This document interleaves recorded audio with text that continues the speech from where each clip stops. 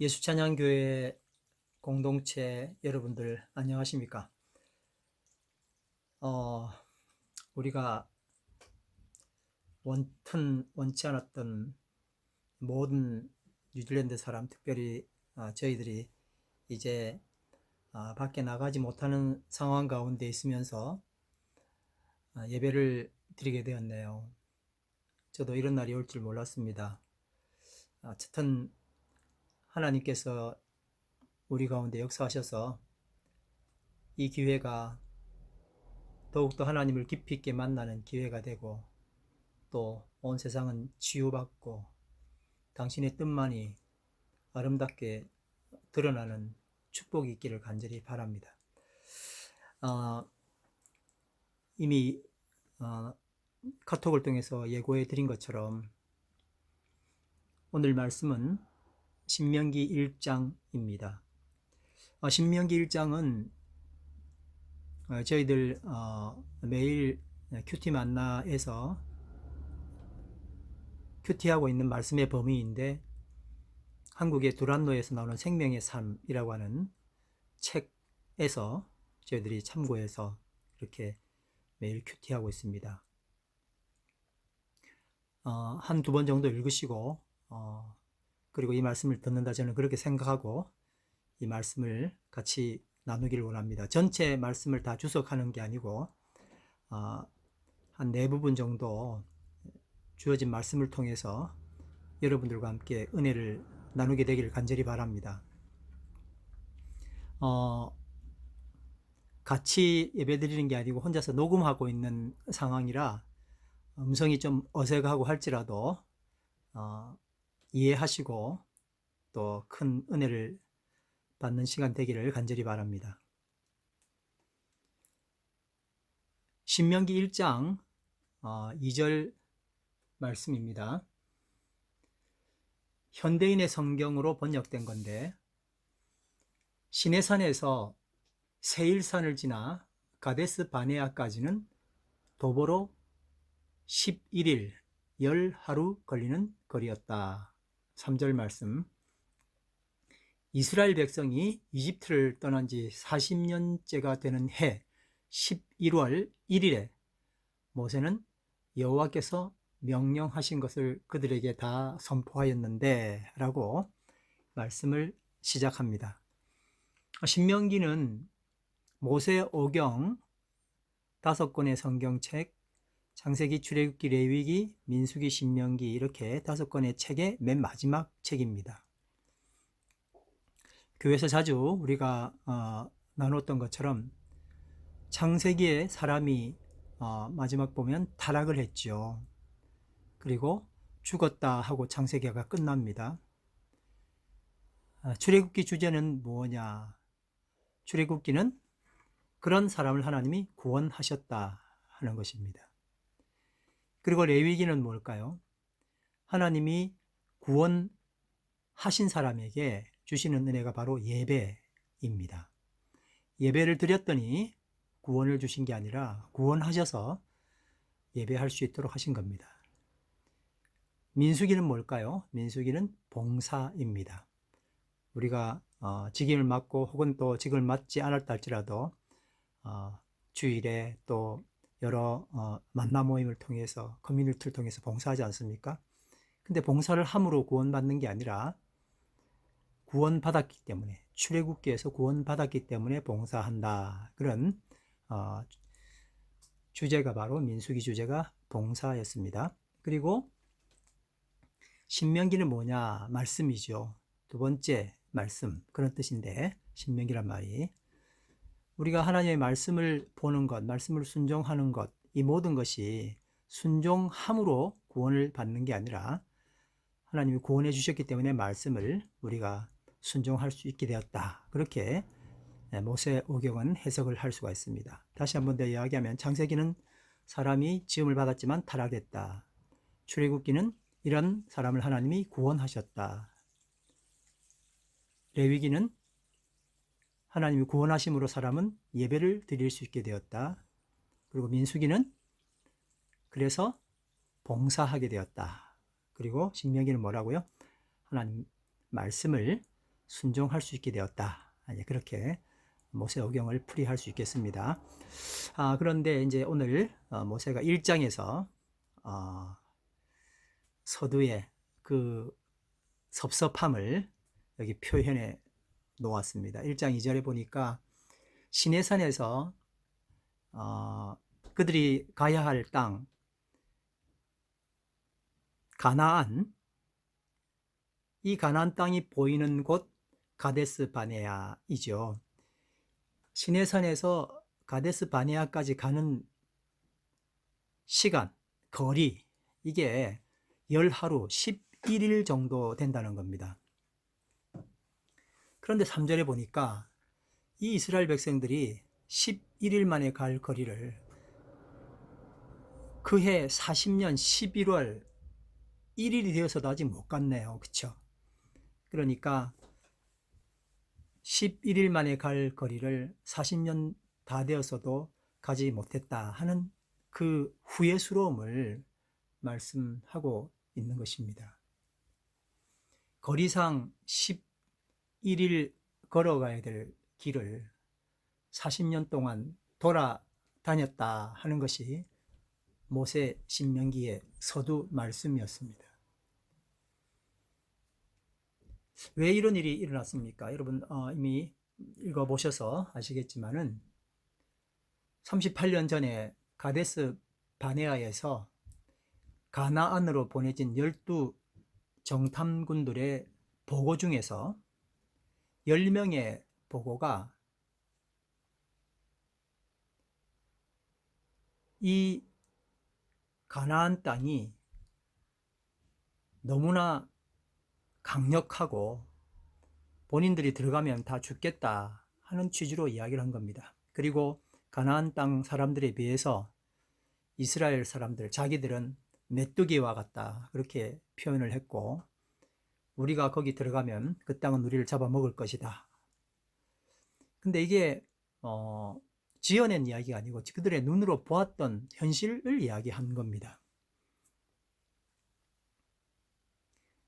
자기 자신을 바라보고 그리고 가나안 땅에 이미 살고 있는 사람들을 바라보았던 10명의 정탐꾼들은 당연히 이런 보고를 할 수밖에 없었죠. 그리고 단 2사람, 여호수아와 갈렙은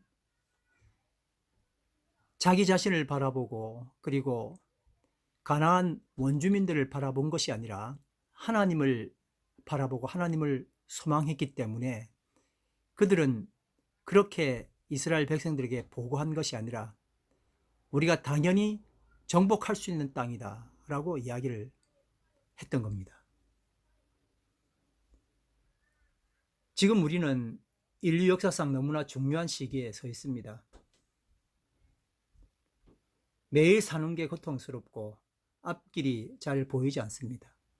마치 10 정탐꾼들의 보고에 놀란 이스라엘 백성들의 모습과도 같습니다. 이때 우리는 여호수아와 갈렙처럼 하나님을 바라보고 하나님의 지배하심에 굳게 서야 합니다. 현실이 아무리 내 자신을 바라보고 상대를 바라보았을 때 불가능하다 보여도 이 모든 이들을 경영하실 분은 하나님이시기 때문에 현실을 보는 것이 아니고 하나님을 보아야 합니다. 우리 예수찬양 공동체와 그리고 여기 있는 한인사회와 뉴질랜드와 오세아니아, 아시아와 지구촌을 살릴 수 있는 유일한 길은 하나님의 다스리심에 들어가는 것밖에 없습니다. 하나님을 임팩트 있게 만나는 역사, 그것이 바로 우리를 살려내는 길이고 그리고 우리가 이곳에서 존재하고 살아가는 이유이어야 하는 것입니다.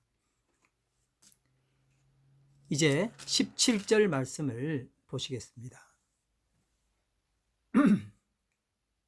17절 말씀 보면 세번역 성경으로 저는 읽도록 하겠습니다.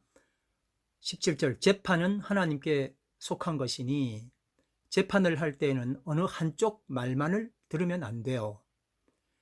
말할 기회는 세력이 있는 사람에게나 없는 사람에게나 똑같이 주어져야 합니다.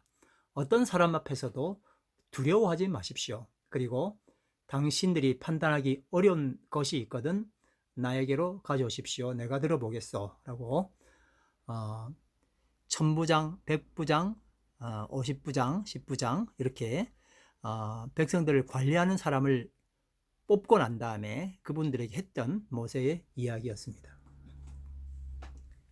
여기서 중요한 것은 재판은 하나님께 속한 것이니 라는 말입니다. 모세는 하나님의 위대하심과 자신의 연약함을, 자신의 작음과 그분의 크심을 알아서 백성들에게 자신의 연약함을 솔직하게 공포했습니다. 200만이나 되는 그 많은 사람들, 그들의 지도자가 된다면 뭔가 신비스럽기도 하고 능력이 있는 것처럼 보여져야 함에도 불구하고 모세는 이런 지도자의 길을 가지 않고 자기 자신을 솔직하게 백성들 앞에 드러내므로 그는 위대한 사람이 되었습니다. 스스로 말하기를 나는 홀로 너희의 짐을 질 수 없도다. 9절에 그렇게 말하지 않았습니까? 대단한 사람이 위대한 것이 아니라 하나님 앞에 겸손한 사람이 위대한 사람입니다. 그리고 모세는 백성들에 의해서 뽑힌 지도자들에게 존경받는 지도자의 길이 무엇인지 알려주었습니다. 재판을 하는 자, 다스리는 자의 덕목이 무엇일까요? 하나님의 절대성에 복종하는 것이었습니다.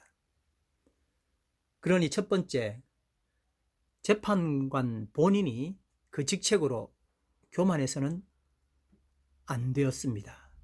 하나님이 계시기 때문에 그렇죠. 두 번째, 원고이든 피고이든 간에 그 사람이 좀 힘이 있다고 해서 그 힘의 영향을 받지 않아야 한다는 것입니다. 왜요? 그 위에 하나님이 계시기 때문에 그러합니다. 세 번째, 비록 원고가 혹은 피고가 약자나 더 약자인 이방인이라고 해도 당연히 공정하고 공평하게 판결을 해야 한다. 그렇게 모세는 지도자의 덕목을 이야기한 것입니다. 재판관의 덕목을 그렇게 이야기한 것입니다. 오늘 우리는 이렇게 기도해야 할 것입니다. 여호와 하나님, 2020년 정말 급박한 3월을 우리는 보내고 있습니다.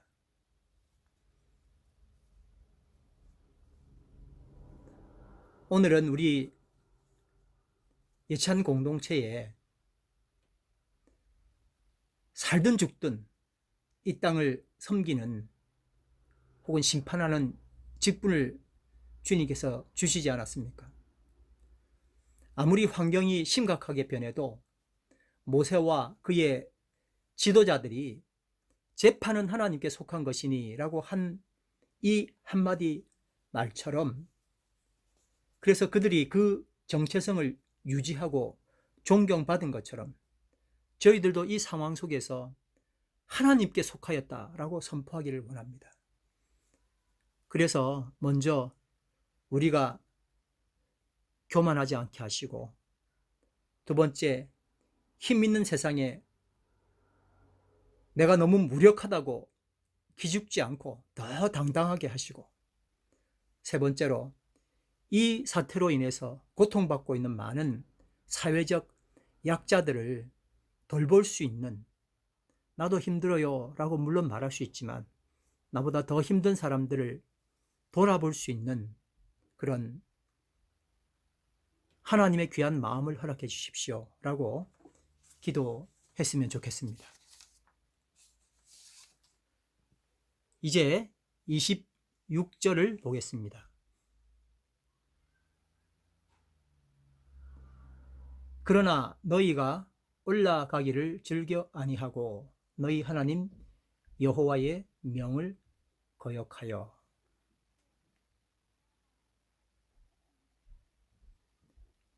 이스라엘 백성들이 가나안 땅에 올라가자고 했던 여호수아와 갈렙의 이야기보다는 그 땅은 무섭고 우리는 메뚜기와 같다고 이야기했던 다른 열 정탐꾼의 이야기를 듣고는 몹시 떨고 힘들어 했었습니다. 그리고 결국 그곳에 정복하러 올라가지 못한다는 결론에 다다르지 않았습니까? 그래서 26절에 그러나 너희가 올라가기를 즐겨 아니하고 너희 하나님 여호와의 명을 거역하여 라고 기록했습니다.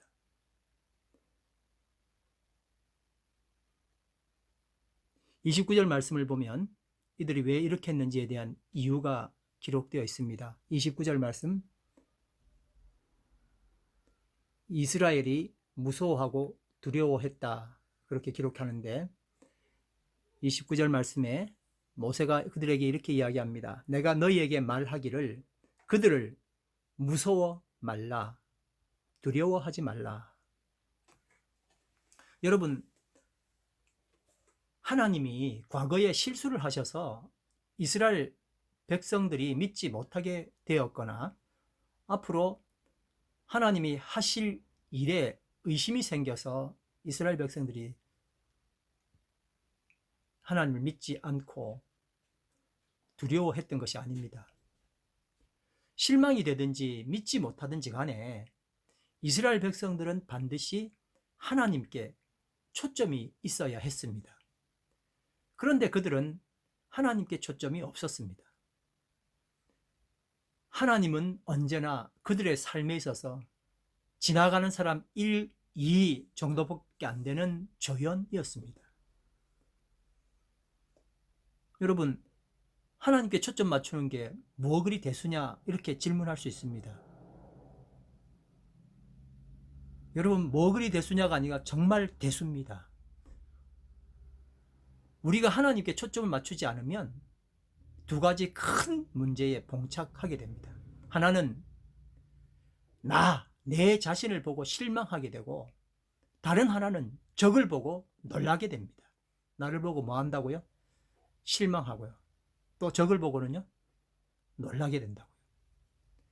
나를 보고, 내 자신을 보고 내가 얼마나 무력한지를 알게 되면 실망하고 무서운 마음이 자리를 잡게 됩니다. 적을 보고 얼마나 강력한지를 알게 되면 두려워하게 되는 겁니다. 우리가 이 땅에서, 우리 크리스찬들이 이 땅에서 언제나 패배할 수 있는 길 딱 하나가 있습니다. 그것은 하나님께 초점을 맞추지 않는 것입니다. 여러분, 내가 잘나서 이길 수 있는 전쟁 없습니다.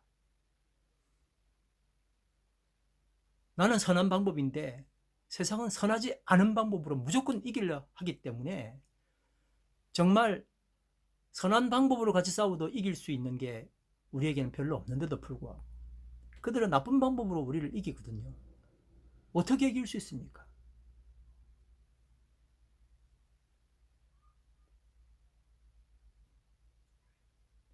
여러분, 적이 그렇게 만만합니까? 적은 언제나 나보다 월등하고 강합니다. 내가 잘나서 이길 수 있는 전쟁도 아니고 적이 못나서 질 수 있는 전쟁도 아닙니다. 그런데 혹시 내가 강한 줄 생각하고 그렇게 나서는 순간 우리는 영락없이 패배하고 맙니다. 적을 바라보고 놀라서 혼비백산하여 도망가고 마는 겁니다. 그러나 반대로 우리가 이 땅에서 언제나 승리할 수 있는 길이 딱 하나가 있습니다. 그것은 나를 보지 말고, 내 자신을 보지 말고, 또 뭘 보지 말아야 되죠? 적도 보지 말고 무엇을 바라봐야 됩니까? 하나님만 바라보고 그분께 초점을 맞추어야만이 우리는 이 땅에서 승리할 수 있습니다. 우리가 이렇게 기도해야 할 것입니다. 하나님, 고통스러운 하루하루가 지나가고 있습니다. 우리는 그동안 너 자신을 보라고 소리쳤고, 그래서 내 자신을 보고 실망하라고, 무서워하라고 세상이 치는 소리에 너무나 귀를 많이 기울였었습니다. 또 세상은 지금껏 적을 바라보라고 소리쳤습니다. 얼마나 강한 줄 아냐고, 그래서 놀라라고요, 두려워하라고요. 오늘 이 밤에 우리는 주님의 날개 그늘 아래서 편히 쉬기를 원합니다. 이제 새 아침이 되면 내 자신을 보라고, 그리고 적을 보라고 소리치는 세상을 향해서 일갈하게 하기를 간절히 원합니다. 나는 하나님을 바라볼 것이다. 나는 하나님을 바라볼 것이다. 나를 바라보고 세상을 바라보고 적을 바라보는 것이 아니라 나는 하나님만 바라볼 것이다. 주님, 오늘 우리를 용서하시고 내일은 주님만을 바라보며 승리의 찬가로 잠들게 해 주시옵소서. 그렇게 기도하기를 바랍니다. 이제 신명기 1장 41절, 42절, 43절 말씀입니다.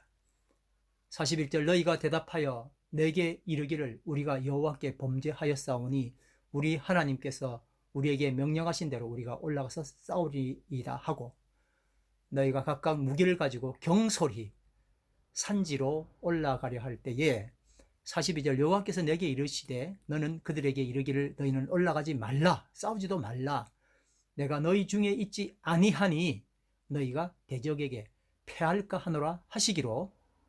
43절, 내가 너희에게 그렇게 말했지만 너희가 듣지 아니하고 여호와의 명령을 거역하고 거리낌 없이 산지로 올라가네. 이제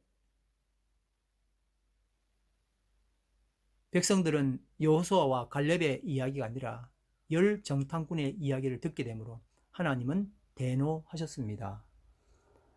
그리하여 거기 있는 출애굽 1세대 사람 아무도, 여호수아와 갈렙 이외에는 아무도 가나안 땅에 들어갈 수 없다 선언하시고, 더구나 거기에 모세도 들어갈 수 없다고 선언을 하신 그 선포를 듣고 이스라엘 백성들이 하나님 죄송합니다 라고 범죄 사실을 시인하는 척 하였습니다. 그리고는 하나님께서 우리에게 명령하신 대로 우리가 올라가 싸우겠다고 이제 와서 무슨 지난번에 하라고 했을 때는 안 하고 지금은 그 명령 듣겠다고 다시 이야기를 하는 건 도대체 뭡니까? 왜 하라고 할 때는 안 하고 하지 말라고 하면 하는 걸까요? 우리의 목표 때문에 그렇습니다. 목표가 설정이 잘못되면 나는 늘 그 목표가 맞기 때문에 바르게 한다고 생각하지만 실질적으로 목표가 다르면 나는 무슨 일을 한다 할지라도 틀릴 수밖에 없는 상황이 되는 겁니다. 여러분, 우리의 목표는 무엇입니까? 이스라엘 백성들의 목표는 무엇이었을까요? 우리의 목표가 전쟁에서 이기는 것 아닙니까? 싸워서 땅을 정복하는 것 아닙니까? 이스라엘 백성들 같이 전쟁에서 이기고 싸워서 땅을 정복하는 것, 그게 목표이었던 거죠.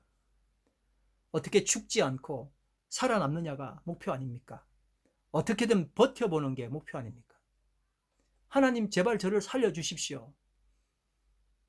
제발 우리 좀 살려주십시오. 우리가 이기게 해주십시오. 이스라엘 백성들의 목표는 땅을 차지하고 이기는 것이었습니다. 근데 그들의 두려움, 그들의 태도, 그들의 못난 성품은 하나님을 진노하게 하셨고, 그들이 목적하던 바 땅을 차지하고 이기는 것은 허공으로 날아가 버리게 되었습니다. 엑스트라 하나님의 힘이 그들에게 빠졌다는 사실을 알게 되고는 화들짝 놀라서 자기들이 나서서 싸우겠다고 이야기를 한 겁니다. 이제는 하나님이 안 도와줘도 내가 가서 저 땅을 정복해야지. 어디서 갑자기 그런 용기가 생겼는지 모르죠. 그전에는 두려워서 떨었었는데요. 여러분, 여기서 우리가 생각해야 할 것이 있습니다. 사람의 목표는 이기고 땅을 차지하는 것이지만 하나님이 이스라엘 백성들을 애굽에서 구출해 내신 이유는 다른 데 있었습니다. 하나님의 목표와 사람의 목표가 맞았다면 둘 다 좋은 이야기로 끝이 났을 겁니다. 그런데 하나님의 목표와 사람의 목표, 백성들의 목표가 달랐죠. 백성들의 목표는 땅을 정복하고 승리하여 땅을 차지하는 것이었지만 하나님은 거기에 관심이 솔직하게 이야기하면 없었습니다. 그건 지나가는 일, 경과에 불과한 겁니다. 하나님의 뜻은 무엇이었을까요? 하나님의 뜻은 딱 하나입니다. 이 백성들이 하나님 앞에 순종하는 것. 그 긴 세월 40년을 순종하는 것을 배웠지 않았습니까? 땅도 아니고 싸워서 이기는 것도 아니었습니다. 하나님께 순종하는 것. 믿음을 가지고 하나님께 순종하는 것을 원하셨습니다. 2020년 초에 직분을 맡았던 분들이 있습니다. 이제 3개월 되어 가지 않습니까? 근데 그 사이에 얼마나 많은 도전이 있었습니까? 그런데 우리는 사람과 싸워서 이기려 했고 자존심 구겨지는 것 참지 못하고 결국 내 방식으로 이기려고 했었습니다. 반면 직분자가 아니었던 우리는 어땠습니까? 직분자가 내 눈에 차지 않는다고 말끝마다 가시 박아서 말하고 은근슬쩍 방해하고 더 고단수로 무시해버리고 무관심해버리는 방법으로 결국 무슨 일이 일어났습니까? 내가 이겼잖아요. 내 자신이 이겨버린 거잖아요. 지면 큰일 납니까? 그런데 꼭 내가 이겨야 되겠다고 그렇게 결정하는 사람처럼 그 많은 전쟁에서 이기고 돌아온 것이죠. 이건 아니지 않습니까, 여러분? 하나님은 내가 싸워서 이기고 내 자리를 곤고히 하는 것을 원한 게 아니었습니다. 하나님께 믿음으로 순종하기를 원하셨습니다.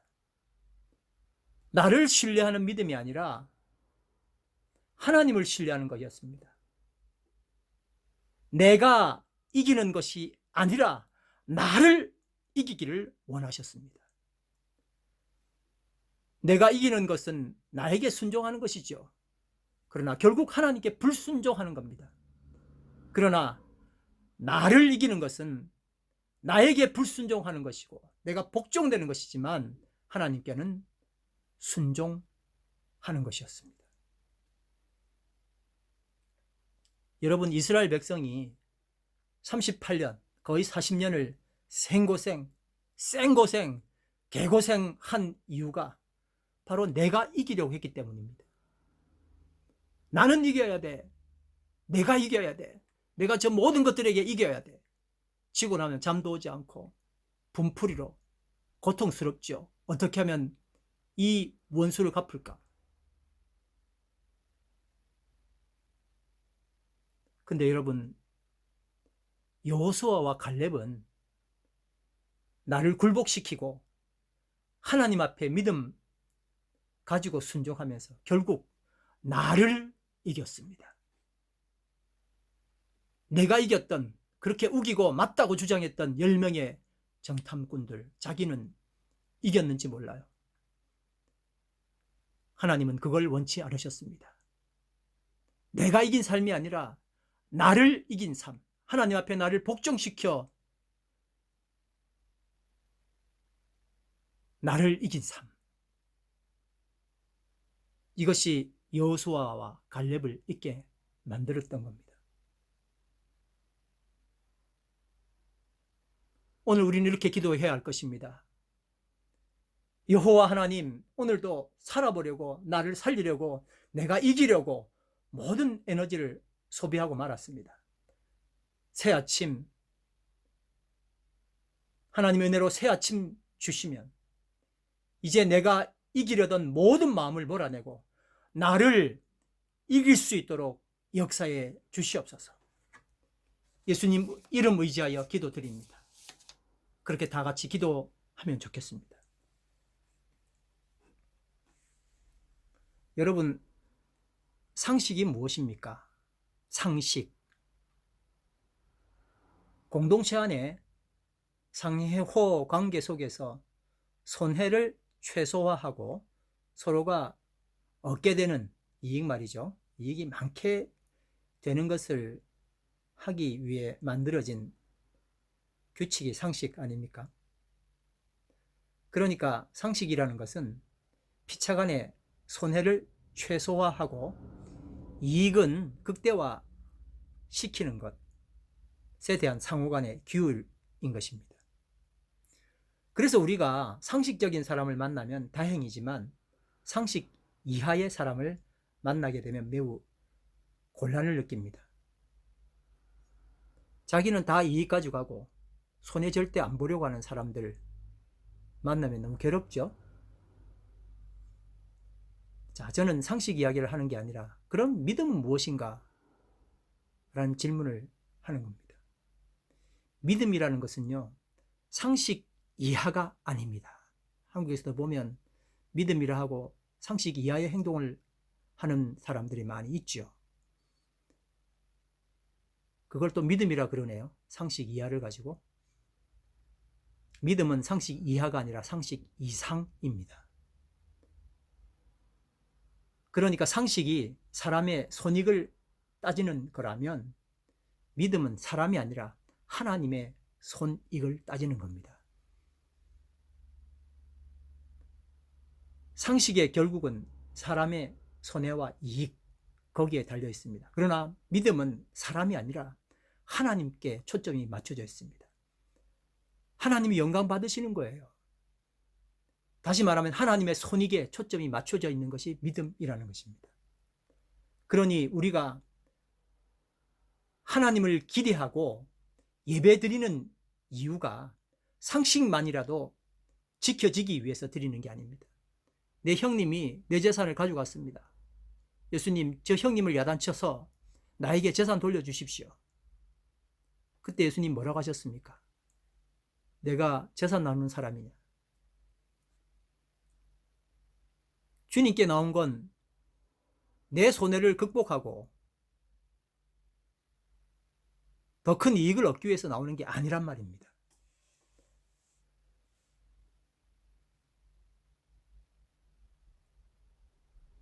내 안위는 내 죄악적 욕망을 불러일으켰습니다.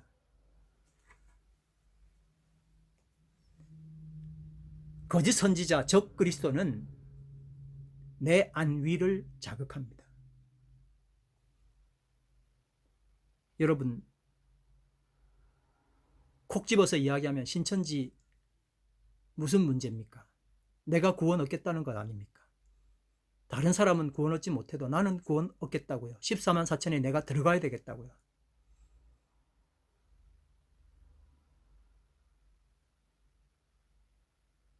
좋아 보여도 결국 내 안위이지 않습니까? 사탄은 이 내 안위라고 하는 이기적 욕망에 불을 붙여서 적그리스도 거짓 선지자의 말에 귀를 기울이도록 그렇게 만들어 두었습니다. 세상에서 더 나은 것, 더 좋은 것을 얻기 위해 내가 하나님을 믿는 것이 믿음이 아닙니다. 서두에 말씀드린 것처럼 창세기에 인간은 타락했고 출애굽기에 하나님의 사랑으로 인간은 구원을 받았고 구원받은 이후에 레위기에 예배를 드렸고 민수기에 봉사하고 신명기의 말씀을 보고 순종한다. 그렇게 이야기했습니다. 근데 세상은 거꾸로 이야기하죠. 네가 말씀을 봐야 구원 얻는다. 네가 예배를 드려야 구원 얻는다. 네가 봉사해야 구원 얻는다고 말이죠. 네가 뭔가를 해야 구원 얻는다고. 13만 4천에 들어갈 수 있다고. 내 안위에 대해서 하나님은 걱정하게 만들지 않으셨고 이미 구원하시고 구원받은 백성이 예배 드리도록 하셨는데도 말고요. 여러분,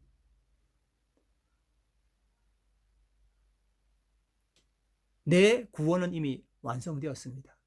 그러니 난 날마다 이 구원을 선포해야 합니다. 그렇지 않으면 사탄은 나의 이기적인 욕망에 불을 붙여서 적그리스도 거짓 선지자의 말에 귀를 기울이도록 할 겁니다. 그리고 이 구원을 날마다 매 순간 선포하는 것이 바로 찬양이어야 합니다. 찬양은 구원을 얻기 위해 드리는 것이 아니라 구원을 받았기에 드리는 것입니다. 그러니 찬양만큼 우리의 믿음을 바르고 굳건히 해주는 것은 없습니다. 입술을 열어서 마음을 다해서 하나님께 감사와 기쁨을 드리는 찬양은 날마다 구원을 선포하는 인간 최고의 가치입니다. 상식에 머물지 말고 믿음으로 머물러야 합니다. 믿음으로 가셔야 합니다. 내 자신을 구원하기 위함, 그리고 나를 보고 남을 보는 것이 아니라 주님만 바라보는 것, 이게 바로 믿음이고, 주님만 바라보며 내 이익을 구하는 것이 아니라 주님의 이익을 구하는 거예요. 주님께 영광을 올려드리는 겁니다. 그러니 이 세상의 모든 이익과 관계되는 것은 다 무가치할 뿐입니다. 오늘 신명기 1장을 통하여 모세가 피를 토하는 심정으로 백성들에게 40년 동안 있었던 이야기를 하지 않습니까? 우리가 그 전체를 다시 밟아야 되겠습니까?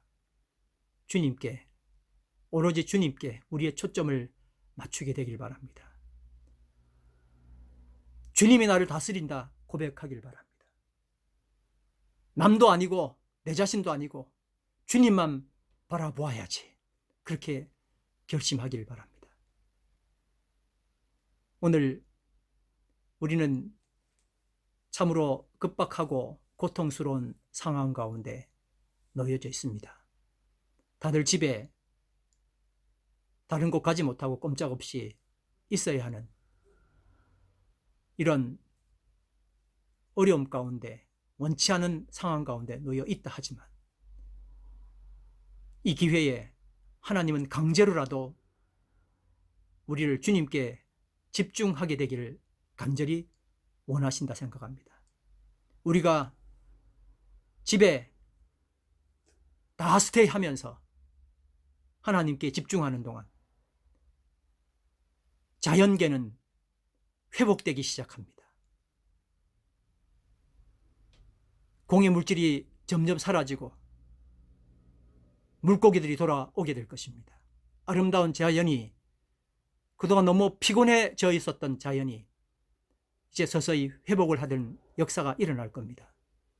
그러니 우리는 이기적 마음을 버리고 이제 주님께 집중하는, 주님의 영광, 주님의 유익을 위하여 힘쓰는 그런 오늘 첫날입니다마는 한 달을 보내야 될 것입니다. 하나님의 축복이, 하나님의 놀라우신 은혜가, 하나님의 위로가 여러분과 여러분 가정과 그리고 가족들과 공동체 위에 함께하기를 간절히 바랍니다.